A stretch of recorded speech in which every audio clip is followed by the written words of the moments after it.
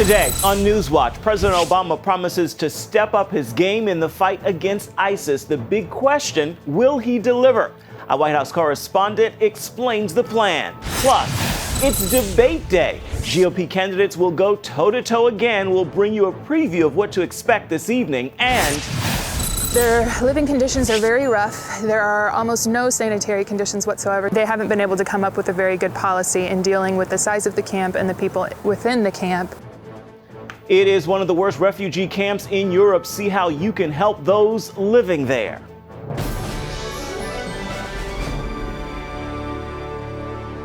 And thank you for joining us for CBN NewsWatch. I'm Ephraim Graham. As Americans grow more concerned about the possibility of another terrorist attack here at home, President Obama is taking a new tone in the fight against ISIS. But does it come with any bite? White House correspondent Jennifer Wishon takes a look. As Americans prepare to celebrate Christmas, President Obama is launching a campaign to prove his strategy against the Islamic State is working. Since this spring, we've removed Abu Sayyaf, one of their top leaders. In a rare statement from the Pentagon, the president ticked off the names of ISIS leaders the coalition has killed. The point is, ISIL leaders cannot hide, and our next message to them is simple: you are next. Airstrikes against ISIS targets are raining down more frequently, the president says. Because as we squeeze its heart, we'll make it harder for ISIL to pump its terror and propaganda to the rest of the world. But critics say for now, the president's PR push is all for show.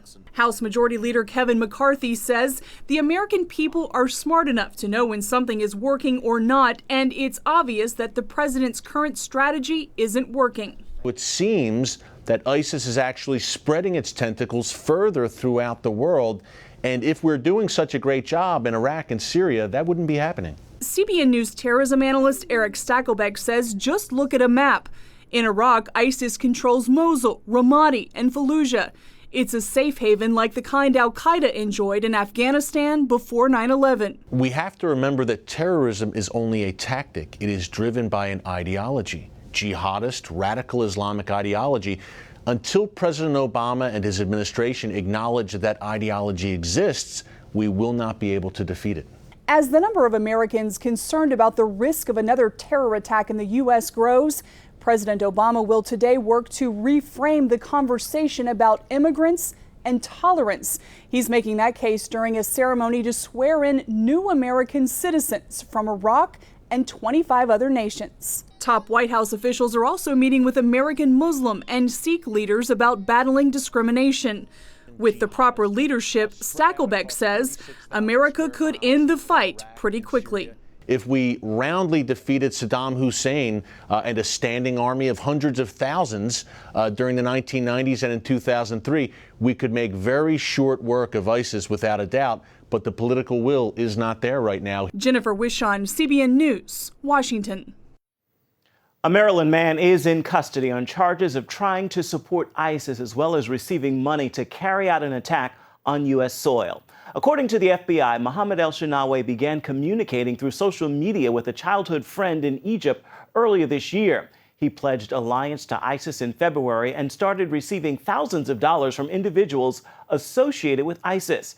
He says he was instructed to use the money for, quote, operational purposes, which he understood to mean causing destruction or conducting a terrorist attack in the U.S.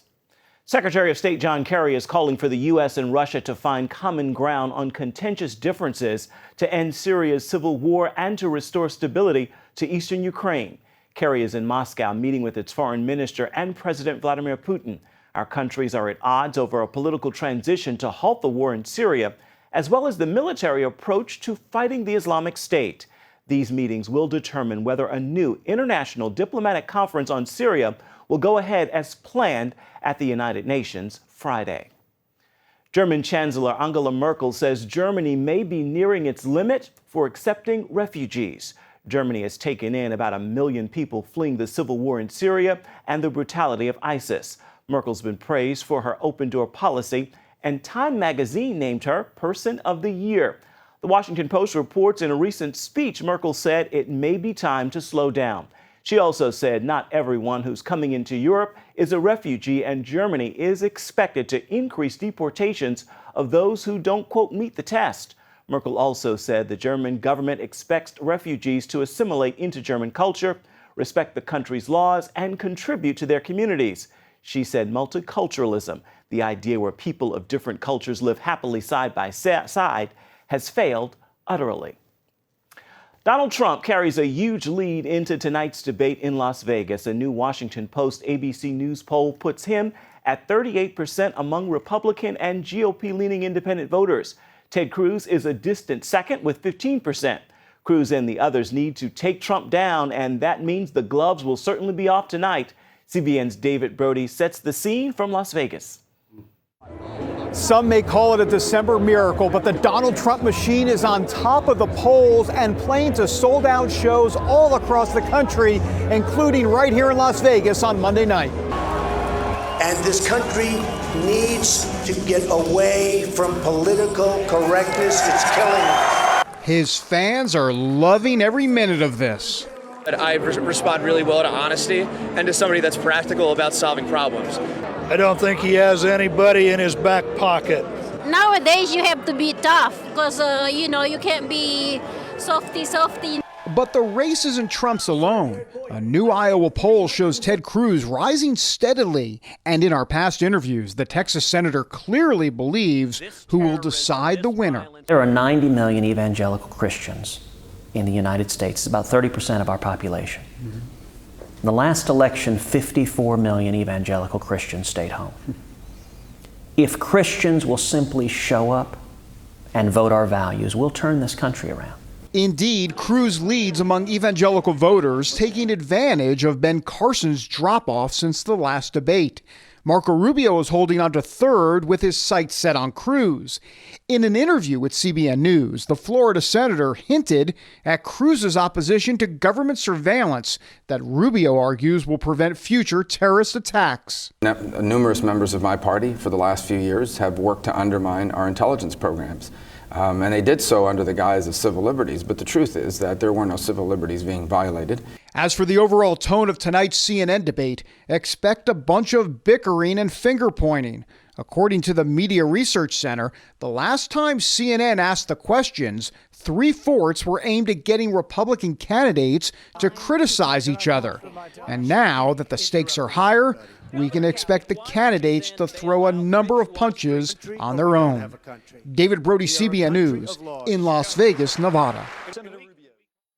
An evangelical preacher in Northern Ireland is on trial for calling Islam satanic in a sermon. The 78-year-old minister McConnell could serve 6 months in jail for violating the Communications Act because that sermon was broadcast over the internet. The prosecutor says the case is not about freedom of religion or expression. He says the pastor's words were grossly offensive.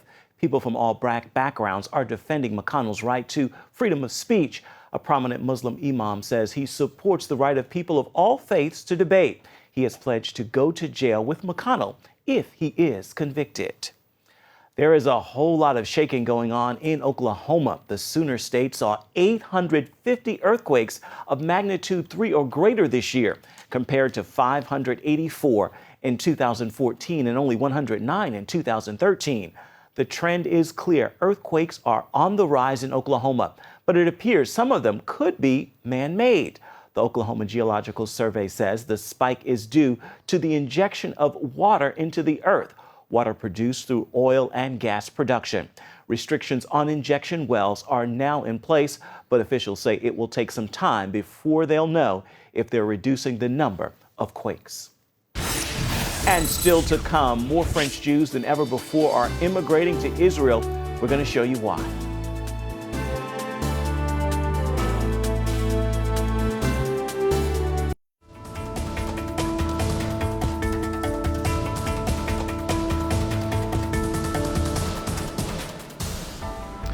This year, more French Jews immigrated to Israel than ever before. As Chris Mitchell reports from Ben Gurion Airport, this could be just the beginning of an even greater wave of French immigrants. In this latest round of immigration, nearly 50 French Jews arrived at Tel Aviv's Ben Gurion Airport. These French Jews are just the tip of the iceberg of the many more Jews still in France that are considering immigrating to Israel. We'll only be seeing a few dozens immigrants tonight, but throughout 2015, we have had the pleasure to welcome in Israel 8,000 immigrants from France. Last year, 2014, they were 7,200. There's a mass immigration to Israel from France. Terror attacks in Paris this year, especially the attack on a kosher supermarket, along with rising anti-Semitism, spurred Jews in France to act. Speaking last week to two young French Olim who had just come, they said to us that there isn't a person in France, Jew in France, who isn't talking about coming to live in Israel to some extent. Right now, we can't live Judaism the way we would like to. We're careful not to wear a kippah in the streets. We don't stop living. Like in Israel, they don't stop living with all the terror attacks. In Israel, we'll be able to live our Judaism the way we want. Yes, the French Jews are afraid, but it's not the only reason they want to come to Israel. It's also about conviction, because we think that for the Jews in France, Israel is the future. Amar led the lighting of the Hanukkah candles as this group came from the City of Lights, Paris, to the Festival of Lights. They also enjoyed soufganiot, a traditional donut served during the holiday. The immigrants, from toddlers to senior citizens, now start their new life in the land of Israel. Tonight we got to see the unfolding of the faithfulness of the God of Israel to his people. As was promised in the prophet Isaiah, he's going to bring his people back to Israel from the north, the south, the east, and the west. And tonight we got to welcome people from the west. This is it. This is where the Jews belong. The Bible, this is where we're supposed to be. There's no question about it. This is the land of the Jews. Chris Mitchell, CBN News, Ben Gurion Airport, Tel Aviv. Up next, we'll take you to the refugee camp in France known simply as the jungle, where 6,000 people are living in squalor after fleeing ISIS. Thousands of refugees risk their lives to escape war at home, hoping for relief in Western countries. But many find the life in refugee camps is hardly better than what they left behind. Abigail Robertson gives us a tour of what life is like for 6,000 refugees now living in a camp in France known as the jungle. They've traveled more than 2,000 miles looking for a better life, coming by foot, trains, boats, and buses. Refugees fleeing persecution and facing hardships along the journey, only to wind up in a camp appropriately named the jungle, where sanitation and government help are almost non-existent. They haven't been able to come up with a very good policy in dealing with the size of the camp and the people within the camp. Located in Calais, France, the jungle sits a mere 20 miles from the United Kingdom, where many of the refugees living in the camp hope to resettle. People come here as a last resort. It's 20 miles from England, and most of the people come here thought they'd be welcomed by England, and here they're stuck. It's suspended agony. 6,000 refugees live here in the jungle, by far one of the worst refugee camps across France.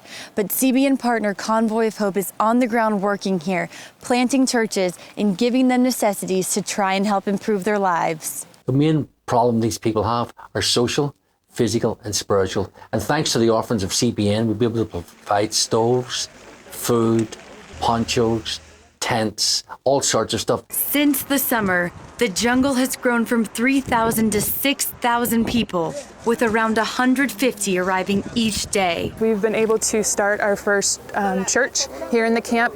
There are 18 mosques in this camp. There is one Orthodox church, and then now we actually have our first evangelical church within the camp.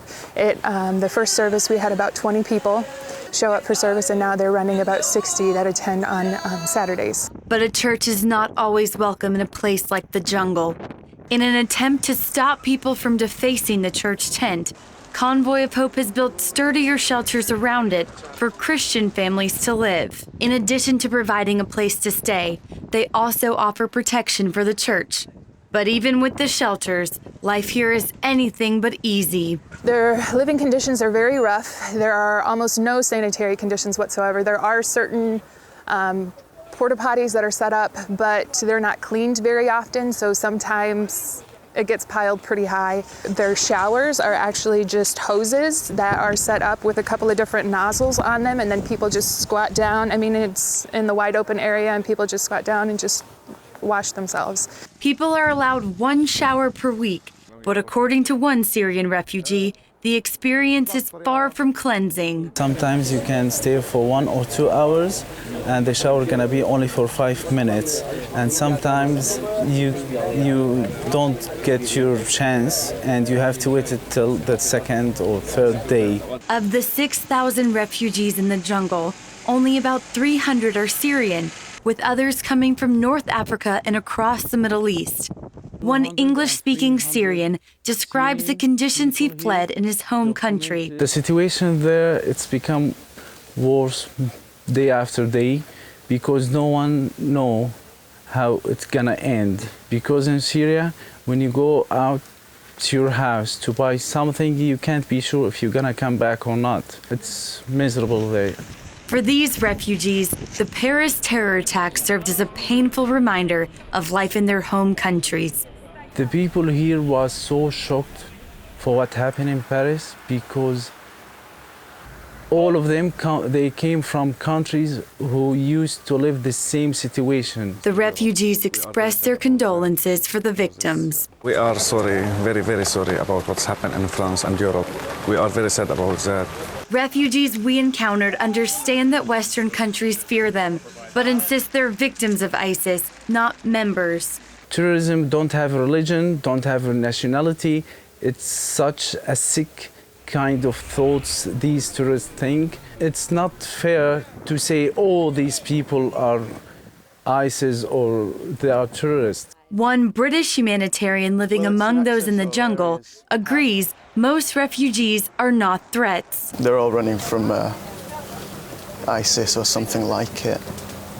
These people are not dangerous. The majority of people here are genuine and lovely. Convoy of Hope's Michael McNamee says, even if ISIS members are here, they too need to be reached with the gospel message. If you were to ask me today, are there ISIS in this camp? I would not be surprised if there were, but they're in the minority. And surely the Lord that we love, that Jesus rose from the dead, loves everybody. He can also give us an opportunity to touch these people. They're in the minority, and we must not look at these extremists and forget about 97% are of the people who are in genuine need. Convoy of Hope's church planting and aid services provide a much-needed light in a very dark place. All over this camp, Muslims are hearing about the gospel of Jesus Christ for the first time. They're desperate, they're vulnerable, they're open, they want somebody to care for them. Kindness is a language that the deaf can hear and the blind can see. And thank you, CBN, for all that you've done here and all that you're going to do. Let's give in the name of Jesus. Let's God do the work. No one knows how long France will allow this refugee camp to remain here. But as winter approaches, please remember to keep the people of the jungle in your prayers as their conditions are only getting much worse. Reporting from Calais, France, Abigail Robertson, CBN News. Thanks, Abigail. CBN hard at work to deliver the gospel to every single corner of the world. Stay with us. We are coming right back.